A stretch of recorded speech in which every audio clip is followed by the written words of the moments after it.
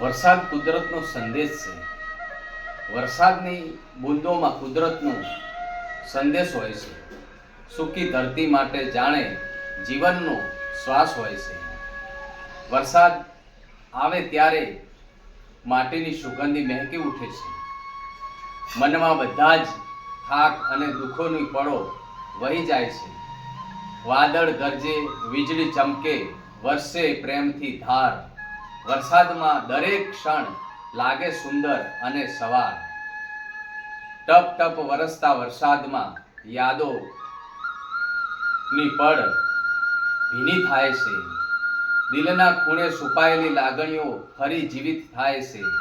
પીવાના પાણીનું મુખ્ય સ્ત્રોત નદીઓ, તળાવો, કૂવાઓ અને જળ વરસાદથી ભરાય છે. ખેતી માટે જરૂરી પાકનો વિકાસ માટે વરસાદ અગત્યનો જરૂરી છે. સારો વરસાદ એટલે કે ઉપજ, પર્યાવરણનું સમતુલ, વૃક્ષ, જંગલો અને અન્ય જીવજંતુઓ માટે અને જીવો માટે વરસાદ જીવનદાયી હોય છે. મનમાં ઘડાતો વરસાદ ગરમી ઓછી થાય છે અને વાતાવરણ ઠંડુ બને છે.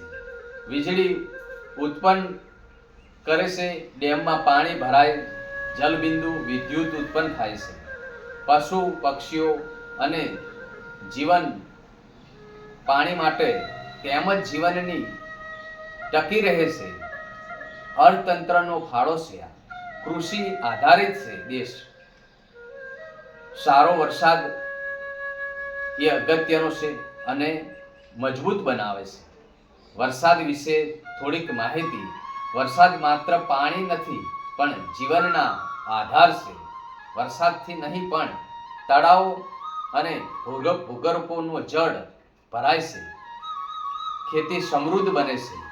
જંગલો લીલાછમ થાય છે અને વરસાદથી કુદરતી જળચક્રનું મહત્વપૂર્ણ ભાગ ભજવે છે.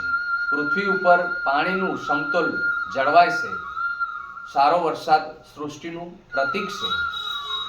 જ્યારે અતિવૃષ્ટિ એટલે કે વધારે વરસાદ માનવ જીવનમાં, પશુ પંખી, પ્રાણીઓને જોખમી હોય છે. જ્યારે વરસાદ વધુ પડે છે ત્યારે જંગલોમાં પ્રાણીઓ તણાઈ જાય છે અને મૃત્યુ પામે છે. એ જ રીતે વધુ વરસાદથી પશુ પંખી પણ મરી જાય છે, કારણ કે ખાવાનું મળતું નથી, પછી રહેવાનું હોતું નથી. તો પછી પશુ પંખીઓ પવનના અથડાઈ અને મરી જાય છે. જ્યારે માણસ કામ આવે છે.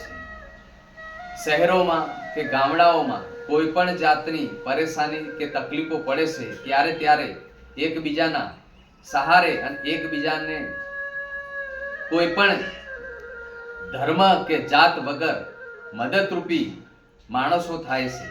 માણસને કામ આવે છે. તેમને રહેવાની કે જમવાની બધી જ સગવડો કરી આપે છે અને જાતે એટલે કે પોતે જ મુલાકાત લે છે અને માણસને મદદરૂપ થાય છે. આ છે માનવતાનો ધર્મ, આ છે ભાવના, આ છે ભારત દેશ. અહીંયા સલામત રહે છે. ભારત દેશ એ મારો મહાન દેશ છે. વરસાદ જ્યારે બહુ આવે છે ત્યારે શહેર કે ગામમાં પાણી આવી જાય ત્યારે નિશાળના ભાગ કે નિશાળમાં કે કોઈના ઘરોમાં પાણી ભરાઈ જાય ત્યારે બીજા માણસો ખબર અંતર પૂછે છે અને કહે છે, તમારું ખાવાનું કે જમવાનું અને રહેવાનું અમે બધી જ તમારી સગવડ કરી દેશું, માટે તમે અહીંયા આવી જાઓ. આવા માણસો લાગણીશીલ માણસો હોય છે. આ છે ભારત દેશ. બધું જ સઘળું એટલે કે બધું જ માણસનું, જ્યારે માણસ જ એક જ સહી સલામત હોય, બાકી બધું જ મકાન, ઘર, રહેવાનું તણાઈ જાય છે, તો પણ માણસની લાગણીઓ આજે પણ સહી સલામત ભારત દેશમાં છે. જય માતાજી. રાધે રાધે.